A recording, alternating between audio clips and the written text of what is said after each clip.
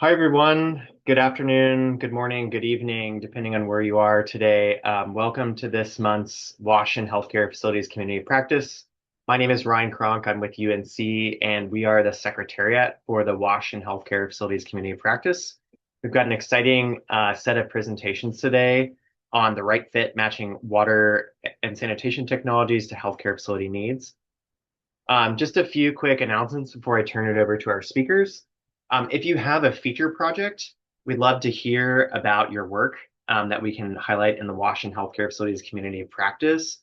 Um, we love highlighting specific projects or stories or other learnings with all of our partners in the COP. If you have ideas, please feel free to drop those in the chat, or you can send a message to our email account, which we will also drop that email account in the chat. We also want to know if there's other topics you'd like to see featured in the community practice. We're really grateful to many of you that have provided feedback over the past year that have helped us pick speakers on things that you want to learn about. So please feel free to send us those ideas as well. So we do have a few announcements. If you didn't see our newsletter, the community of practice in-person meetings were recorded on Zoom at the UNC Water and Health Conference. And those recordings are now all on YouTube and were posted in our newsletter. And we'll also drop those links in the chat if you would like to watch those sessions. There were 5 really exciting side event sessions, a number of verbal presentations as well. We do have a new resource that was launched at the conference from the World Bank on management models. So please do check that briefing note out. And just confirm today is our next webinar for next month on the December 16th. We will have an exciting presentation from Path and Adam Drolet and colleagues, where they'll talk about their work on environmental cleaning with the Ghana Health Service. So if you haven't heard about their work, they've got a lot of really great stuff going on in Ghana. And stay tuned for the webinar announcement. Will be the specific sign up and will be announced in an upcoming newsletter. So our agenda for today, again, what we're covering today is how we can support water and sanitation decision making across a wide variety of healthcare settings, from health posts to hospitals. We have presentations today from JinWon Yi from the World Health Organization Asia Pacific Center for Environment and Health, Professor Juliet Willetts from UTS Institute for Sustainable Futures, Dr. Nuhu Amin from icddr and a doctoral candidate at UTS as well, and Milika Nabulivula from UNICEF Pacific Regional Office. We would ask that if you have questions throughout our presentation, please drop those in the chat. We will be doing a Q&A at the end. And this team has produced a tremendous amount of resources, which are really exciting. We did post those in our newsletter, but we'll also add those to the chat. So if you'd like to learn more as we go through the webinar, please take a look at the resources that they have produced. That is all of our announcements. I will now stop sharing my screen and turn it over to Juliet. Take it away, Juliet. And Liam, if you could share those slides.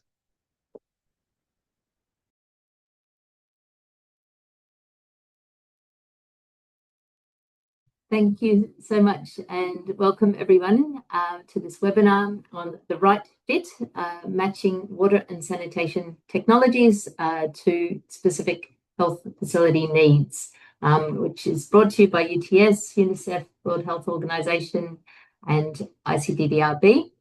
We can move to the next slide.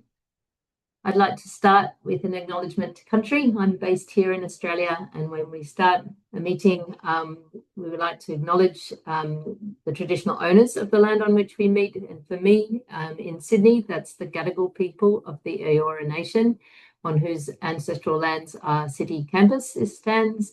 And I'd like to pay my respects to the elders past and present, acknowledging them as the traditional custodians of knowledge in this land. And I think when we have webinars and we're sharing knowledge, we're continuing these long traditions amongst humankind of sharing knowledge. And of course, happy World Toilet Day, everyone. Today is World Toilet Day. We didn't specifically plan that when we plan the date, but it's obviously very apt to be discussing how we can improve sanitation and water in the very important context of healthcare facilities. Next slide, please. So Ryan has already taken you through the program today. Just want to highlight the Q&A at the end. Have a think of your questions on the way through. We'd love to be able to have some interaction, and we've tried to not overload with presentations so that we do have time to have a discussion with you. Thank you. And next slide. So I'd like to first introduce our first speaker, who is JinWon from the World Health Organization's Asia Pacific Center for Environment and Health. So please, if you could go ahead, JinWon. Yeah, it's very nice to meet you and happy Toilet Day, everyone. So it's very honored to be a guest speaker today. And I'd like to introduce myself. My name is JinWon, work in the World Health Organization, Asia Pacific Center for Environmental Health in the West Pacific region. And this I worked for the water and sanitation technology for healthcare facilities. I would like to introduce our work and for the plan as well. Next slide. So first, I would like to mention about how water sanitation and hygiene related to disease and risks. So you are might be very familiar with the diarrhea disease and also some any kind of tropical disease, and also like this kind of quite linked to the health risks. So some kind of emergency risks, and also it's related to the impact on the well-being. So dignity and personal safety as well. So but there's so much pressure on climate change and urbanization, so make it worse to a kind of many chance to we have a disease and also risks. And you can also find more information at the QR code. There is a new fact sheet on the water related to pathogen as well. Next slide. So, and we also need to think about the burden of disease. So globally, unsafe drinking water, sanitation and hygiene cause estimated 1.4 million deaths per year. So mainly like the diarrhea, but it's kind of deaths attributed to the unsafe drinking water, sanitation and hygiene of the total deaths of each health outcome. So we need to consider how we can deal with this issue. So you can find more information, the publication was shown in the slide, the burden of disease attributed to unsafe drinking water and sanitation and hygiene as well. Next slide. So to protect from the risks and the disease, we are make the goal, a sustainable development goal by 2030. So we try to do our best to achieve this goal by 2030 to like have a 100% safe drinking water and sanitation hygiene. But the status is very a bit low, and also the progress speed is a bit slow during the COVID-19 season. So we need to like to have require a 3 to 6-fold increase in current rate of progress. So when we think about how we can achieve this goal with this time limit and also this kind of status, so we are thinking about the make accelerating approach. So one of these approaches like technology. So we can have some appropriate technology. We can make it like accelerate this kind of speed we thought. Next slide. So WHO Asia Pacific Center for Environment Health in the West Pacific region, we call ourselves ACE, and also UTS team published guidance to support informed decision making on water and sanitation technology in the region's healthcare facilities. So we also reviewed the current status, and also we try to support design selection of the most appropriate technology to the policymakers and who are also dealing with this kind of facilities. And also we include the principles and also how can emphasize climate resilience through design adaptation as well. I think maybe the next slide, Julia will be give more details about this information. Next slide. So our center ACE, we also developed a 5-year strategy, including the 4 thematic areas: urban health and island system and health system, and food systems and health leadership and governance. So all also included the water and sanitation hygiene issues. So we will do more effort with the technology approach. How can you support the member states and also healthcare facilities and also for the citizens in the whole over the globally as well. Yeah, this is all from my side, and I would like to hand over to uh, Juliet. Yeah.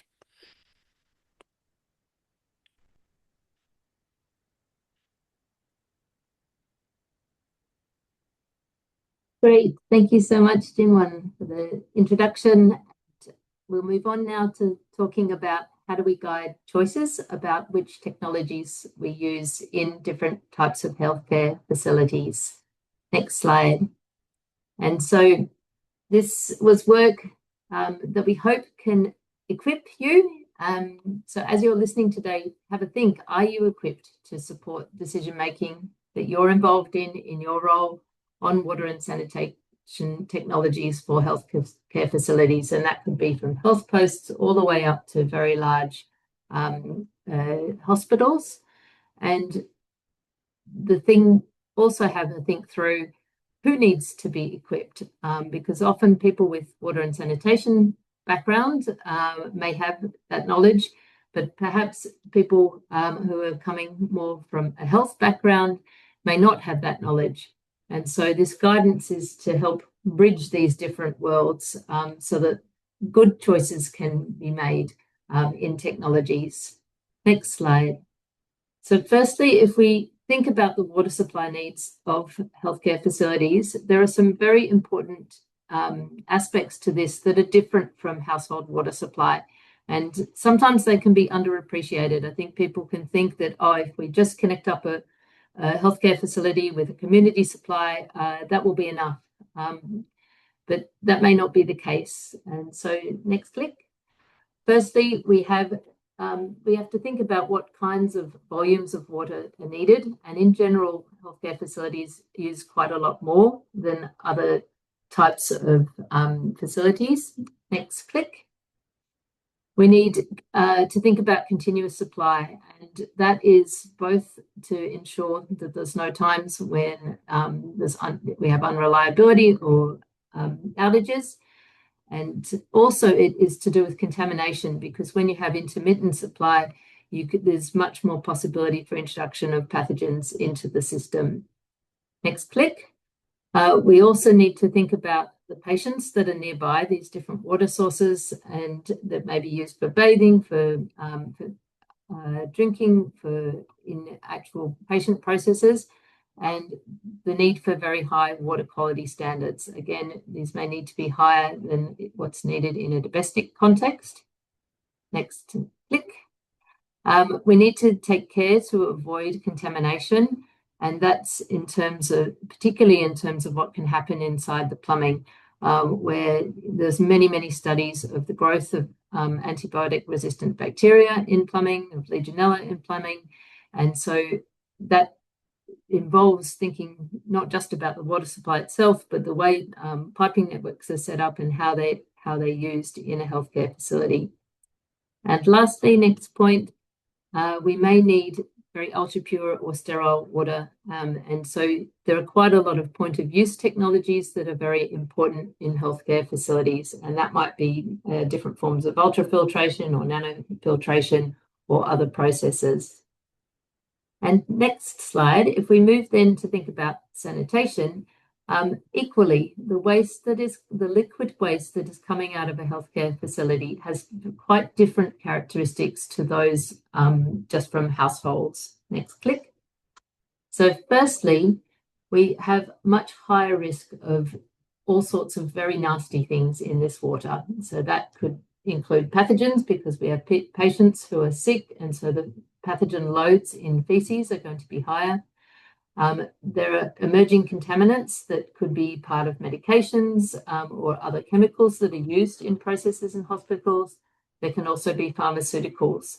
And so the kind of cocktail, if you like, of what is coming out in the liquid waste of a healthcare facility is a mix of waste streams that normally you wouldn't find, say, in just domestic wastewater, and yet very commonly that is sent either to drains or to septic tanks or to municipal treatment, all of which may not be equipped to deal with those different types of compounds.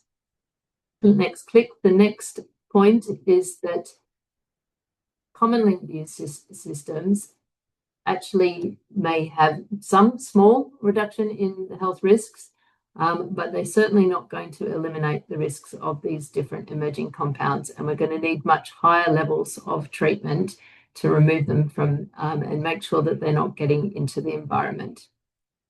And the last point is that if we combine these waste streams with municipal wastewater, we need to think about whether those centralized treatment plants are equipped to deal with these chemicals, or it may be that pre-treatment is needed on site, or that much more, in the instance, you might need much more advanced on-site treatment and not to send the waste at all to a municipal treatment plant.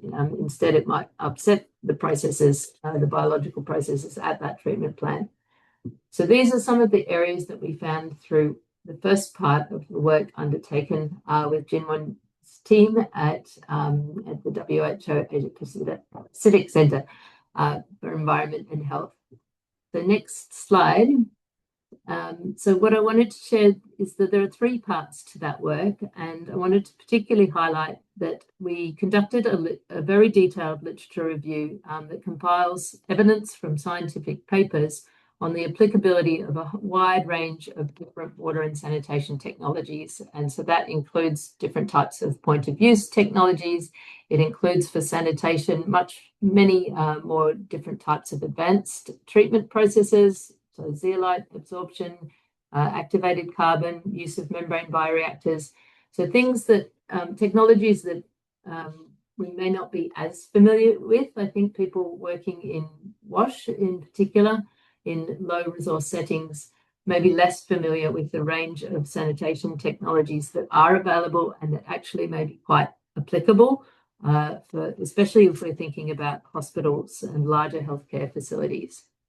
The second part of the work is below, which is about that we worked with 3 country contexts when we were developing guidance about decision making to test and understand how did they make decisions about which technologies they used, and to also soundboard with them whether the decision making logics and processes that we were putting forward made sense to them.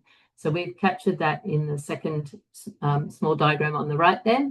But the main output from this work, which I'll now share some detail on, is the guidance on decision making, and we provide a framework to help with that decision making process. Next slide. So this slide talks about what the resources include.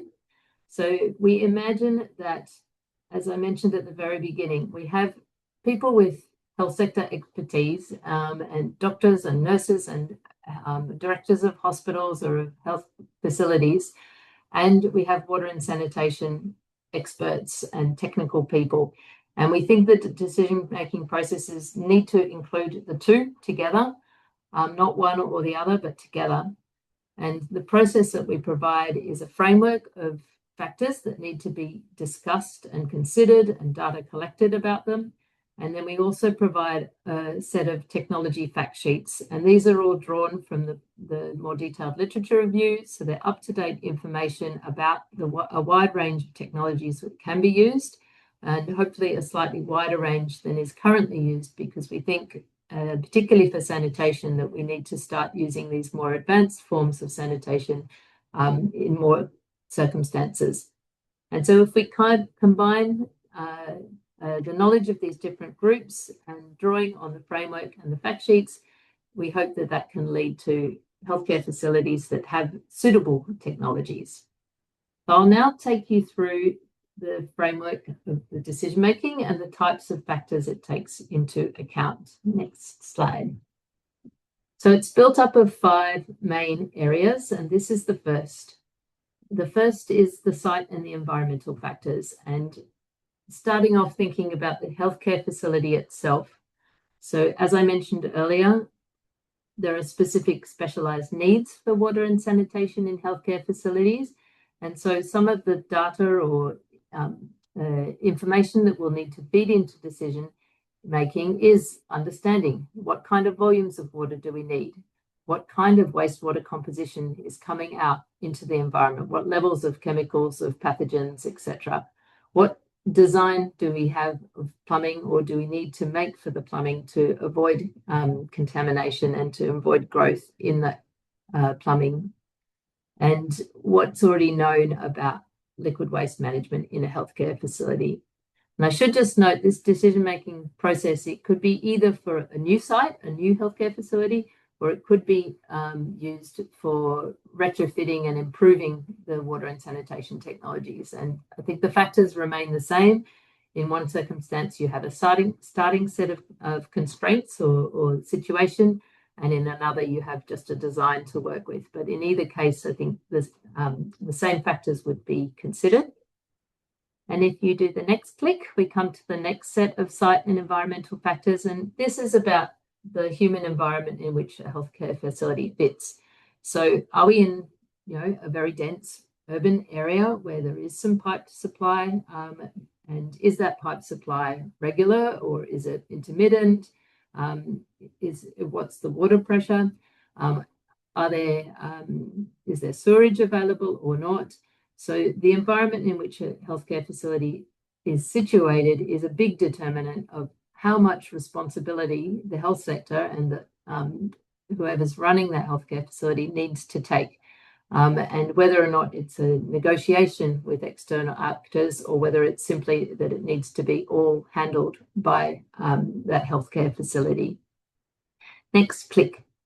So the third set of site and environmental factors is about the natural environment. And here, what we need to consider is, for instance, water resources availability. And in many cases, if we're in a remote rural location, we really need to think about what surface water, what groundwater resources are available. How do they look if we look forward into the future in terms of climate change? What kind of topography do we have? Can we gravity feed something or not? And similarly for sanitation, can we have gravity system in terms of a flow to a wastewater treatment system? If the treatment system includes use of soil, such as if we were using an anaerobic baffled reactor that then had soil infiltration, we need to know what type of soil we have. It's not going to work if we have clay, for example. And we need to understand the depth of the groundwater, what external water receiving waters are there, and how sensitive are they. So there's a lot of different aspects to the natural environment which also need consideration in the decision making. And next click. So we then move on to thinking about institutional factors, and in each country there will be different sets of standards, guidelines, or regulations. Sometimes there'll be the absence of these, which is very difficult, and one needs to turn to more global standards. But very often there is at least some guidance on which technologies are acceptable or promoted and are appropriate. But we would suggest, and particularly from working with those three countries, often these standards and guidelines need work and evolution. And we think that the literature review and this piece of work in general points to a need to review many of these guidelines. But anyway, if we imagine we're in this decision-making process, we use what guidelines exist. We need to think about what budgets are available and whether advocacy is going to be needed for budget, and whether budget will come from public works, whether it will come from health, etc. So the institutional aspects. We need to think really very much about the human resource capacity. So this is something that the three countries emphasized a lot, is that we may not have personnel either with the right skills or enough time to actually manage the water and the sanitation systems. And these requirements will differ depending on which technology is chosen. So this is seen as a really, really important factor in the decision making. And it may be that we need a technology because in order to have a safe environment in the healthcare facility and outside, and it's beyond the existing human resource capacity. And in that case, we need then to be arguing for training, for additional budgets for human resources, etc. So in a decision-making process, it's partly taking these different dimensions as a constraint to define what technology is possible, but equally it might be helping to point to the areas that need to be changed in order to use the technology that's suitable. And so the last two areas there are public sector planning for climate change. We need to be thinking ahead and how equipped we are to deal particularly with disasters so that we don't end up with systems that are unreliable in the event of climate events. And we need to understand the private sector capacity, because as we move to some more advanced technologies, in some places those are or aren't available. We found in the Pacific very, very narrow range of different possible technologies that were available for use. And so those will be constraints on what technologies can be applied. And then we move to the very last part of the framework, and this is on the technology itself, which initially everyone thought that this work was just only going to be focused here on the technology factors, when in fact all of these 5 groups are very important. But the technology factors are indeed important themselves, and a good understanding of what kind of treatment, whether it's water supply, purification or sanitation, what levels of treatment to expect, what will be needed in terms of construction, what will be needed in terms of operation and maintenance, as I already mentioned. We need to consider energy requirements and whether things will still work and whether that's backup energy supply, etc. We need to understand how resilient certain technologies would be to different climate events. And also there's socio-cultural acceptance of different technologies, and ones which would then lead the facilities themselves to be more or less inclusive depending on how they're applied. So moving on. So just wanted to highlight that the guidance gives quite a lot of attention to climate resilience because of the increasing impacts in Asia and the Pacific region, and that we've embedded it in multiple places throughout the guidance. So as you heard when I spoke about the site and environmental factors, the natural environment, it came into the picture.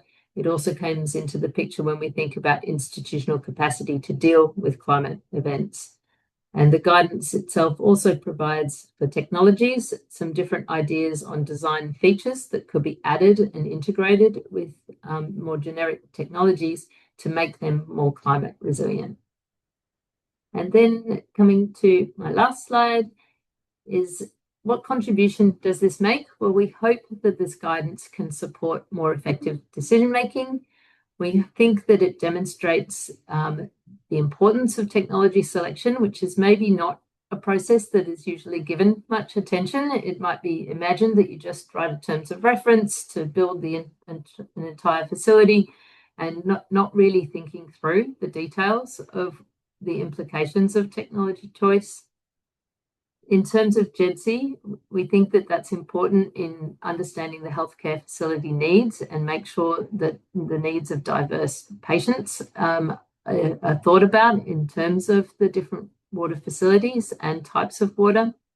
And lastly, we hope that this guidance can support increased commitment from member states and higher budget allocations, because as we all know, there's a lot of room for improvement in the use of most effective water and sanitation technologies in healthcare facilities. And so then we have just a slide with the resources. I'm sure someone will put them in the chat, or I can do so when I'm done. There are these 3 documents, the literature review, the guidance itself, and the experience of working with the 3 countries. And we hope that these are valuable to this community.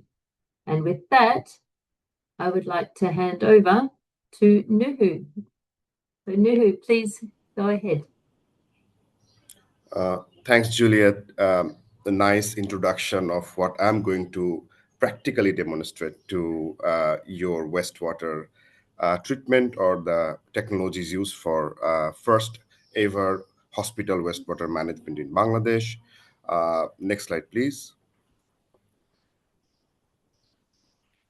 So as Juliet mentioned already, that there are lack of treatment facilities all over the world, and particularly in LMIC, less than 8% of the wastewater is effectively treated, and most of the hospital is equipped with primary liquid waste or fecal sludge management facilities.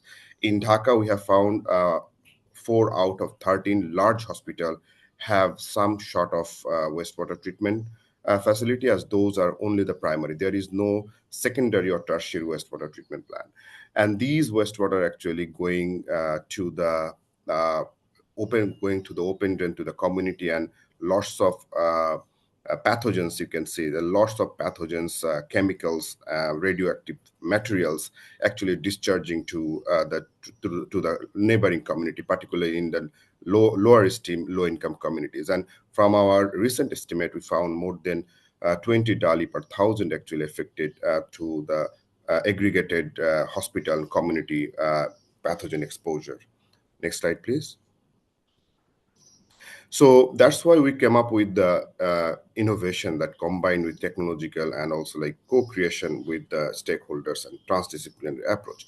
Look, like technological innovation is already there. Engineers are doing great job to actually implement industrial liquid waste management around the globe. But the problem is within the hospital, the territories for the doctors, doctor lead everything, and they usually actually build their own system over there, and they manage the wastewater and wash system. Although engineers supporting them, but it's like not actually co-creating. PWD in Bangladesh, they are actually also trying to help them, but it's independently, not actually working with them. So what type of wastewater is coming, what type of design actually needed, those actually very critical aspect.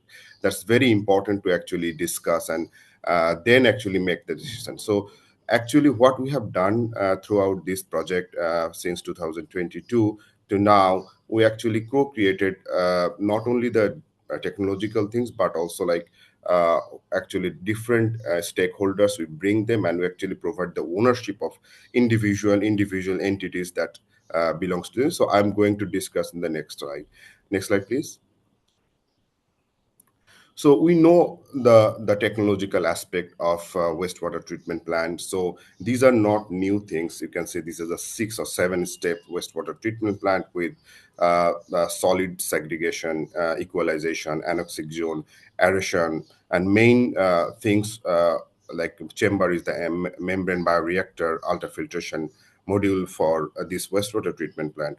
So these are all known by us. We know these are the technology existing in this country, but and all around the globe. But how this technology will be fit in the resource constrained low income settings, particularly city like Dhaka, where the land space is really very much constrained in hospital. So we need to be really like critical and also like very innovative, that what type of design is needed. This should be also like customized design so that it should fit in a small places and also things. So this study actually in combined with not only like engineers, but also like laboratory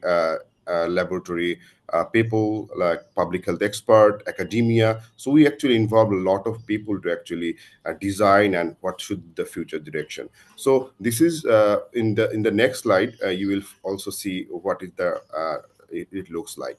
So you can see this is how we have actually placed this in a very small place with 24 kiloliter per day wastewater treatment plant, and which is actually running since last 1 year. And the seven step actually providing a different type of step, as I have mentioned earlier.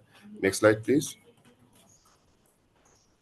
So this is what we are dreaming in next decade, that how can we actually make wastewater treatment plant or hospital sanitation management very much compelling.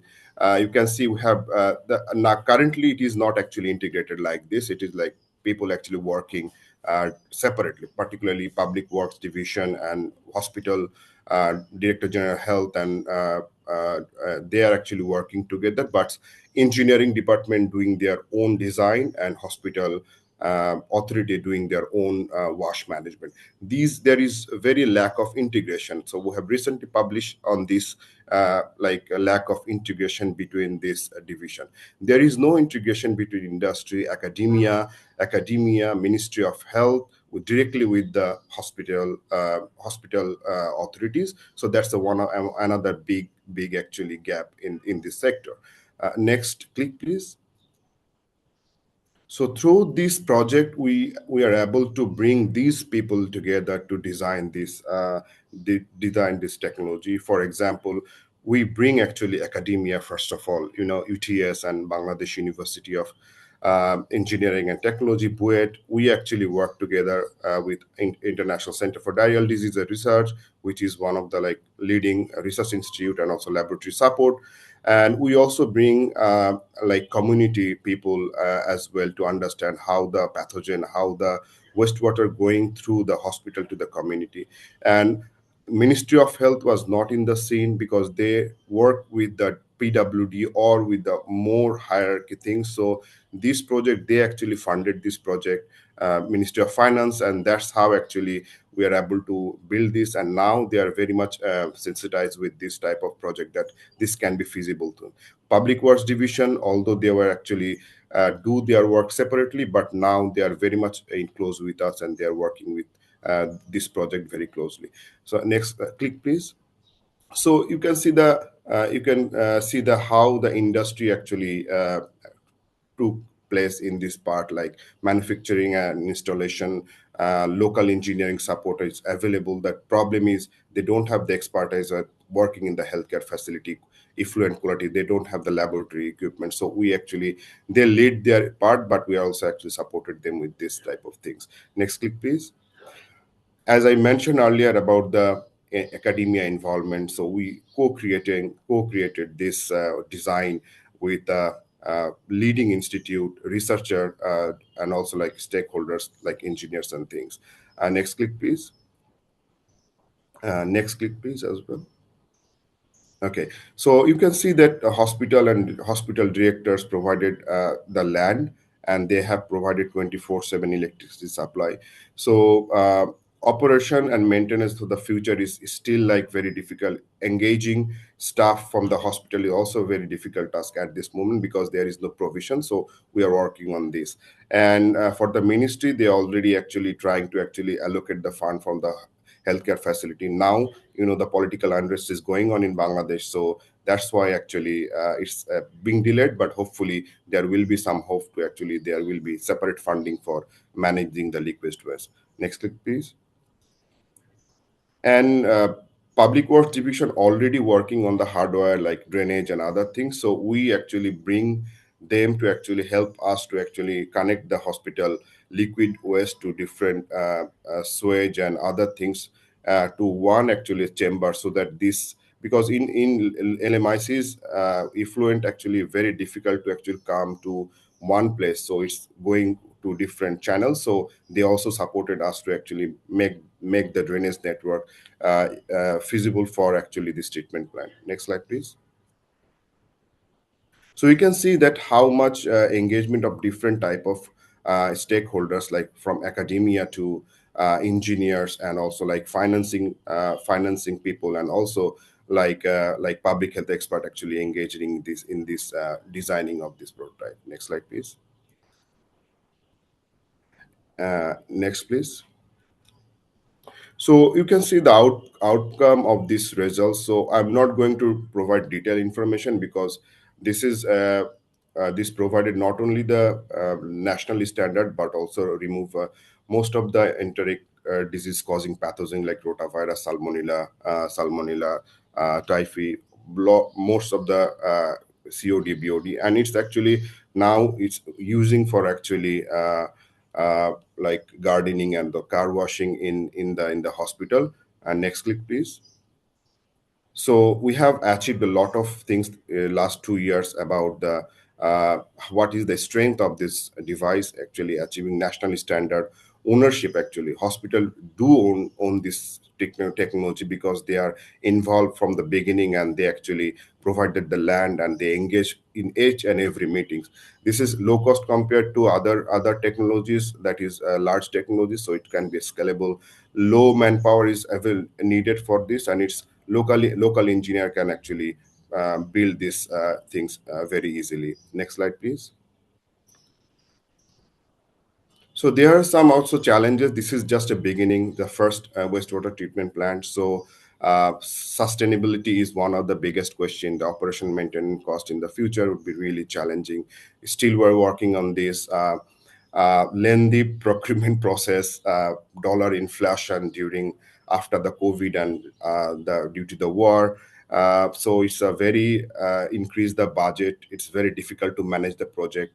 One of the important things that Juliet also mentioned about the operators' housing, since there is no provision for the operators, so they need to stay 24/7 in the hospital, so they don't have the housing facility. So we need to think about that for the sustainability.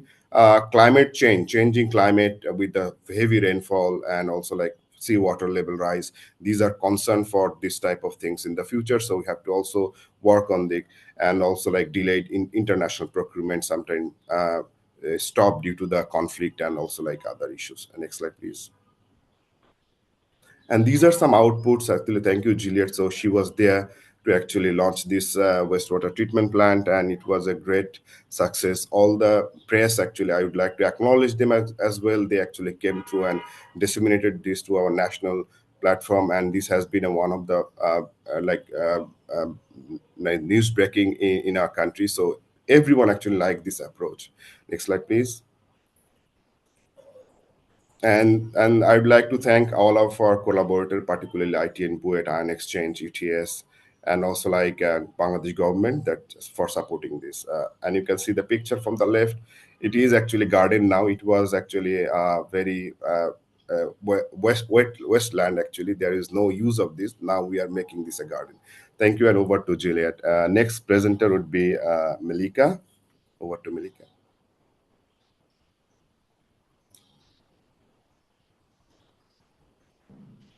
Thanks, Nuhu. Thanks everyone. So my presentation I think, will be totally a bit different from the previous presenters. My presentation will be just on understanding the status on wash feed levels as GMP service levels for healthcare facilities in Fiji. Next slide, please. Yeah, so the wash feed survey was conducted in Fiji from last year. This was the first for Fiji, and through WHO and UNICEF collaboration, we were able to conduct and complete the wash feed survey that was conducted in Fiji. I know most of you have read and have known the wash feed assessment. It's just a framework or tool that is used to assess the 7 modules, WASH modules in a healthcare facility setting. So like I've mentioned, this is the first for Fiji. We don't have a baseline here before. So this is what I will present to you today I will give you a fair idea of the status of WASH in healthcare facilities that we have in Fiji. Next slide, please. Yeah, so the coverage was a 90% coverage in terms of assessment. As you can see in our coverage, most of the facilities that we also cover are the Eastern Division, Northern. These are the hard to reach places that we have collected data from in terms of washing healthcare facilities. So from what I have presented you here, you will know that in those places, hard to reach places, you won't find any technology influence or anything that might have been presented or you might have an idea of that are present in those kind of places. So because logistics is very challenging, and even reaching out is also a challenge in itself. So the 90% coverage of the 197 facilities. The Eastern Division has a lower performance in all areas.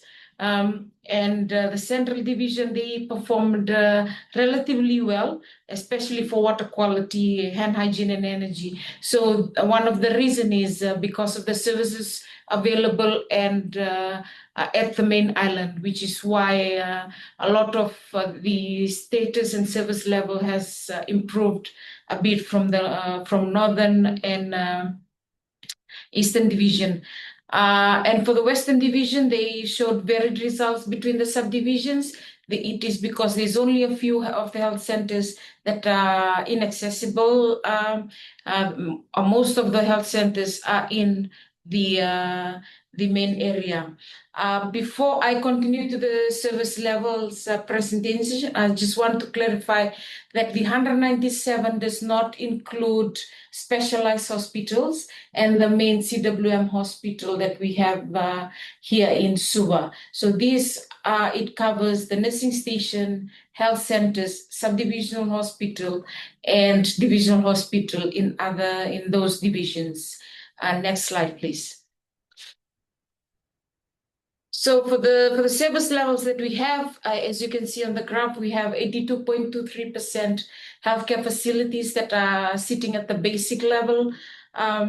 So challenges here remains in the water quality, how often it gets monitored, the accessibility for piped access, consistent supply, since most of them are not under the public utilities area, they rely on rainwater harvesting, and some of the places they rely on borehole and a bit of surface water for their water.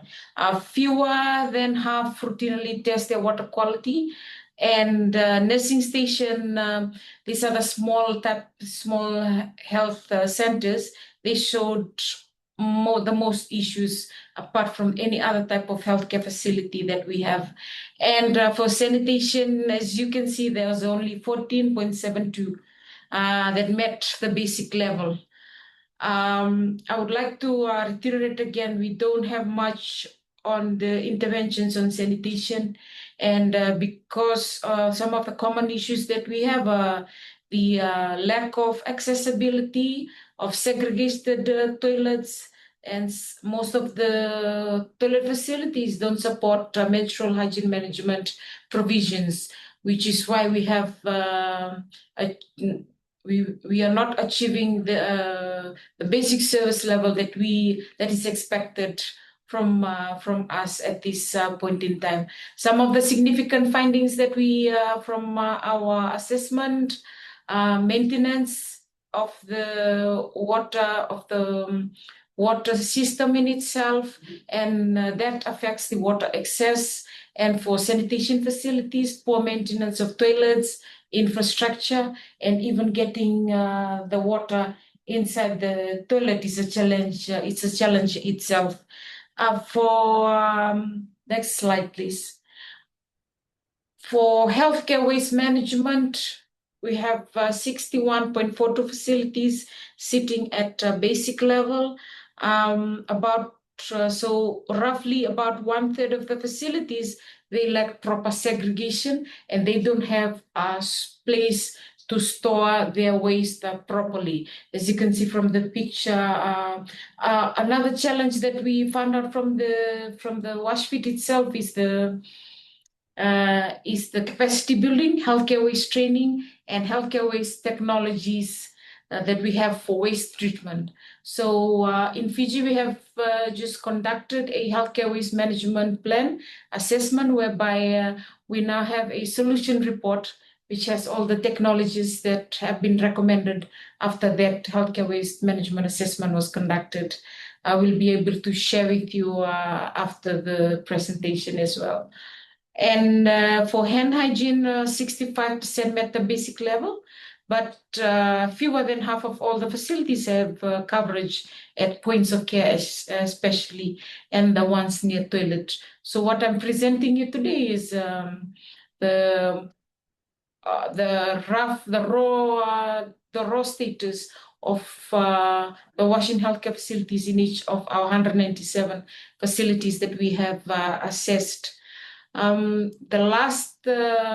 The the last module that I'm going to share with you is just environmental cleaning. I would also like to clarify that I've only covered the 5 modules where we can get the service level out from. The other two modules that I've left out are the energy and management and workforce, which we didn't measure any service level. Next slide, please. So environmental cleaning and energy, only 1 in 5 reported daily toilet cleaning with visible records. So 24.87 sitting at basic. Some of the most common challenge that we have in our facilities that contribute to that 24.87 is just lack of designated cleaners at facility level.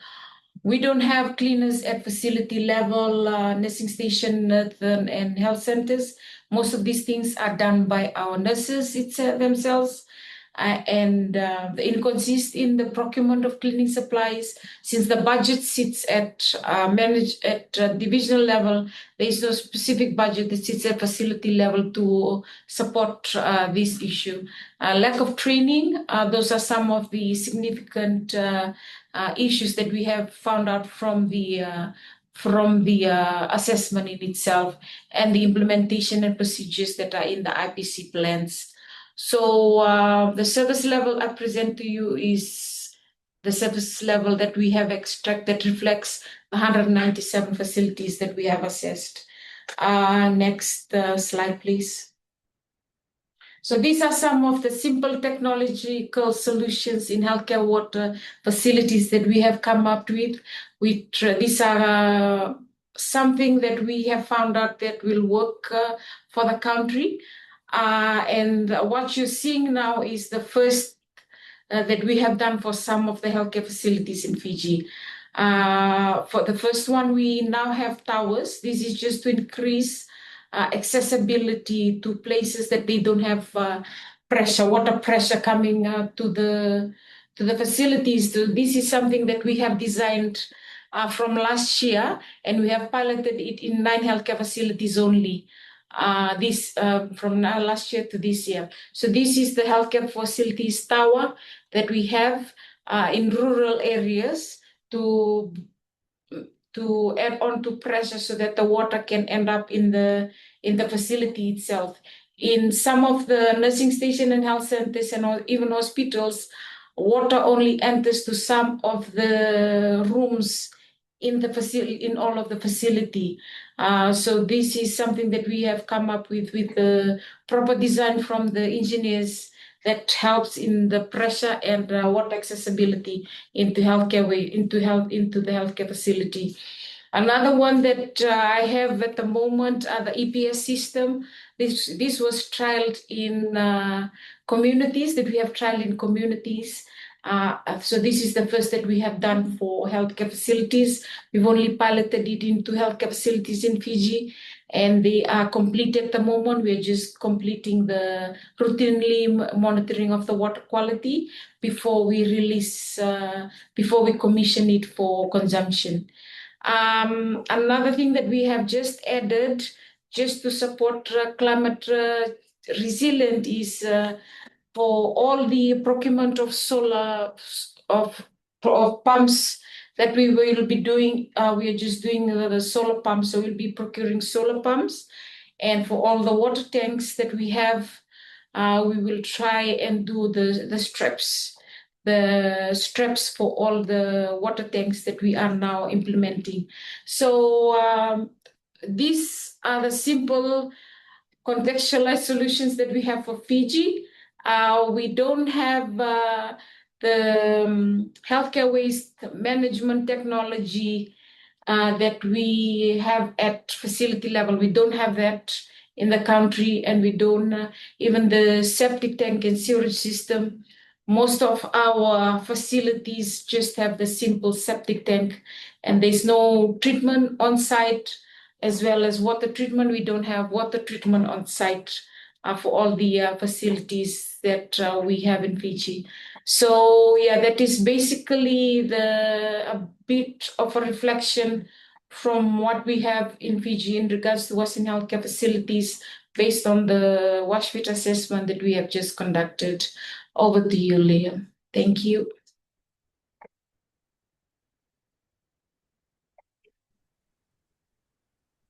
Great, thanks. Great. We might have time for a quick question if anyone's got one. I might start off with one question. I'd love to hear a little bit more. This is all really exciting work to see, especially with this like decision-making tools and how we can help facilities select better or more appropriate technologies. I'm wondering if you could, one or two of you could talk a little bit more about the integration of this decision tool around technologies and how that might integrate with wash fit assessments. I know that's often a critique of wash fit is you do the wash fit assessment and it tells you conditions are good or poor, but then what do you do next? And so I really like that there's this contextualized regional toolkit. I wonder if you could just reflect on that a bit. Thanks, Ryan. I can give a very brief answer. So it is just to say, that they're complementary. When we first started this work and we thought such a tool already must exist. We thought there must already be guidance. And when we had a look at what exists and had a look at the detail, the level of detail to which WashFit goes, it's clear that it takes you to a certain point and then that something else is needed. And so we see the two as very much complementary, that the WashFit helps tell you what your broad needs are, but you then need to go to the next level of detail of your specific needs and the specific technologies that will help address the gaps that you see through WashFit. So I hope that people use them together as a pair. And to others, if you'd like to respond.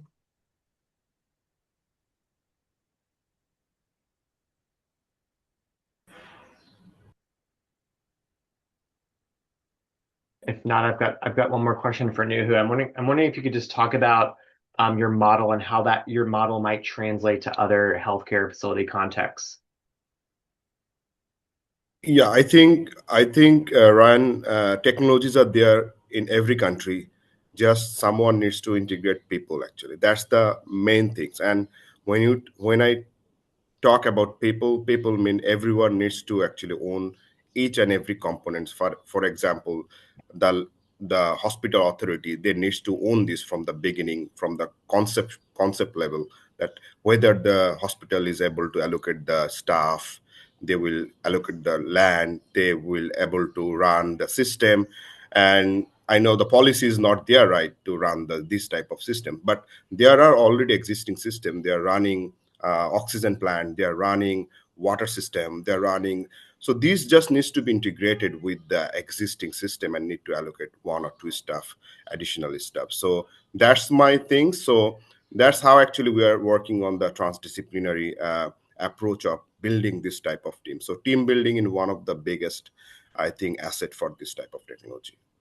Great, thanks. One quick follow-up from Dr. Christine Mo. I'm wondering if you could, Nuhu, if you could tell a little bit more about, do you have the estimates for the cost of the hospital wastewater treatment unit installed, both the capital and O&M costs? Was that part of your work?